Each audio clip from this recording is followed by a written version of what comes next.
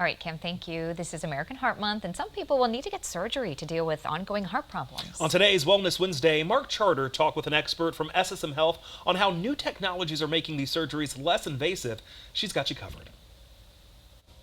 The National Heart, Lung, and Blood Institute says more than 2 million people have open heart surgery every single year. Dr. Murtaza from SSM Health here with us today to talk more about how technology is really helping make heart surgeries less invasive. And it's very fitting because February is Heart Month. Doctor, good to see you. Well, thank you for having me here. So let's start with this now. How are we using robotic technology to help people when it comes to open heart surgery? Well, so historically, for past 60, 70 years, we have been doing open heart surgery where we crack open the chest. And it could be pretty gruesome, long recovery and whatnot. So over the past 20 years or so, we have started doing these what we call minimally invasive, where you really don't have to open up the whole chest. Sometimes you can just open a little bit.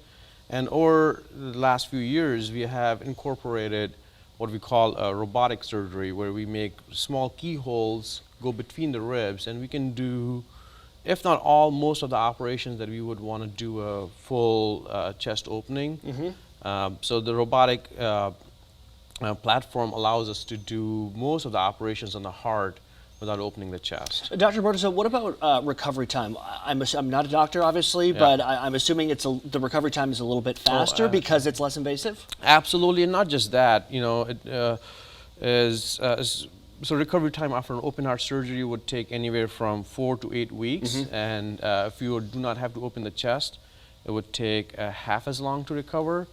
Some people, obviously based on how they are, how sick they are before the surgery, they can get back to work, they can get back to their normal activity much sooner, as early as 1 to 2 weeks. It depends on what kind of an operation they have had. It's a game changer. Absolutely, right? It is. Absolutely it is. And more important than everything is, you know, when people go through a recuperation process, it sometimes pulls them away from their families, their work, and so this really allows them to get back into their normal lives much quicker than they would if they had open surgery. Let's talk about who's eligible here. Who would make a good candidate for robotic heart surgery? So that's an evolving field.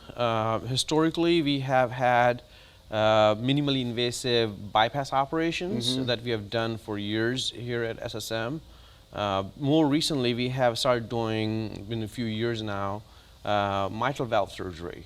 And that is the second most valve that gets affected when you have heart sickness. More recently, we have started doing aortic valves. That is the most common valve disorder that people can get with their heart. And we are also doing bypass operations with a robot.